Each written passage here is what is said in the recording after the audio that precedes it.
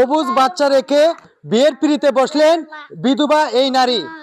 বিদায় বেলায় বাধা হয়ে দাঁড়াচ্ছেন এই শিশু বাচ্চা। দর্শক, বিস্তারিত জানতে চাইবো এই বিধবা নারীর কাছ থেকে। তো আপু, আপনি বিয়ে করতেছেন কিন্তু আপনার বাচ্চা তো মেনে নিতে পারতেছে না, এখন কি করবেন? কি করব বলেন, আমার হাজবেন্ড মারা গেছে, 1 বছর হয়ে গেছে। কিন্তু আমি একটা মেয়ে হয়ে আমার পক্ষে মানে এত বড় একটা দায়িত্ব নেওয়া সম্ভব না ভাইয়া। যেমন কাজের ক্ষেত্রে যদি কোথাও যাই, হয়তো বা কারোর লালসার শিকার হতে হয় বা কোথাও কাজ পাই না, বাসায় অসুস্থ মা, এই একটা ছেলে, মানে এরকম অভাব অনটন আর সহ্য করতে পারতেছি না ভাই। আমি একটা মেয়ে মানুষ হয়ে চলতে পারতেছি না এখন। নাহলে তো আমি ভাই বিয়েটা করতাম না। এখন এই বাচ্চার মুখের দিক তাকাই, আমার অসুস্থ মায়ের মুখের দিক তাকাই আমার বিয়েটা করতে হইতেছে। যে আমি একজনকে বিয়ে করলে হয়তো বা সে আমার ফ্যামিলিকে সাহায্য করবে, আমার সন্তানটা আমি একটু মানুষ করতে পারবো, আমার মাকে নিয়ে আমি একটু, আমার মাকে আমি সাহায্য করতে পারবো। আমার মা অসুস্থ, আজকে প্রায় কত বছর ধরে না মা আমার, আমি কিছুই করতে পারতেছি না। এর জন্য আমি বাধ্য হয়ে ভাই এই কাজটা করতে বাধ্য হয়েছি আমি। দর্শক, আসলে মূলত অভাবে পড়ে কিন্তু এই সিদ্ধান্ত উপনীত হয়েছেন যে একটা বাচ্চা রেখে কিন্তু দ্বিতীয় বিয়েতে পা দিয়েছে। তো দর্শক, আমরা এখন চলে যাব বরের কাছে। আচ্ছা ভাই, আপনি বিয়ে করতে পারতেছেন কিন্তু এই বাচ্চাটাকে মেনে নিতে পারতেছেন না, এর কারণটা কি? ভাই দেখেন, আমি ইয়াং না, আমার দেখি বাচ্চারা যায়, তাছাড়া তার আম্মু মানে একদম অসহায়। আমি তার আম্মুর দায়িত্ব নিচ্ছি, তার দায়িত্ব নিচ্ছি, কিন্তু আমি সন্তানের দায়িত্ব নিতে পারবো না। কারণ আমার তো একটা মান সম্মান আছে। আমি তো এই সন্তানটা সহ নিয়ে যাই, তাহলে আমার ফ্যামিলি আছে, আমার বন্ধু বান্ধব আছে, আমি তাদের আমি কি প্রশ্ন উত্তরটা দেবো? মানে আমি যদি এমনি নিয়ে যেতে পারি, আমি সবাই করতে পারবো যে আমি বিয়ে করছি, তার যে কোনো ভাবে একটা কাটা দিতে পারবো যে আমার আগে, তার কোনো আগে বিয়ে হয় নাই।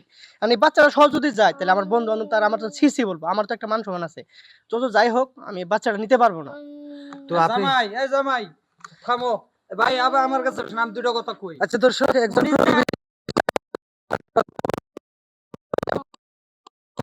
কথা বিজনেস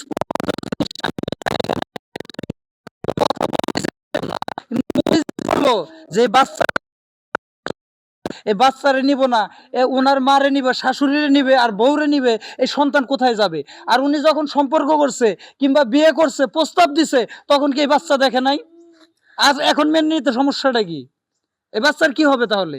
এই জন্যই তো আমরা আসলাম, আপনাদের মধ্যে একজন কল দিছিল, যার কারণে এখানে আসলাম আর কি। আচ্ছা, এখন আমরা চলে যাব একটু শিশুর কাছে, যে আসলে আঙ্কেল, তোমাকে তো মানে তোমার মা নিতে চাচ্ছে না, এখন তুমি কি করবা?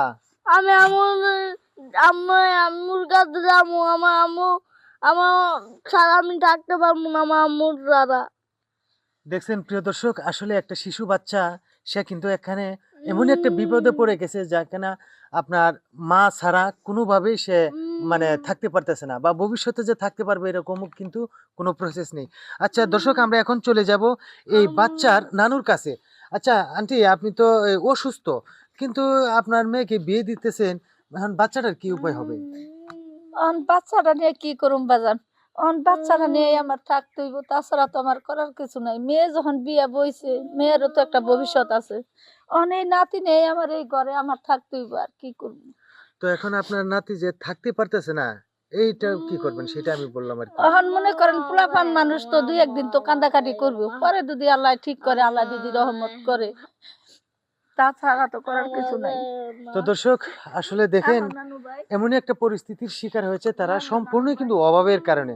তো আসলে আমাদের গ্রামে কিছু কিছু পরিবার এরকম আছে যারা কিনা অভাবে পড়ে কিন্তু এরকম সিদ্ধান্ত উপনীত হয়।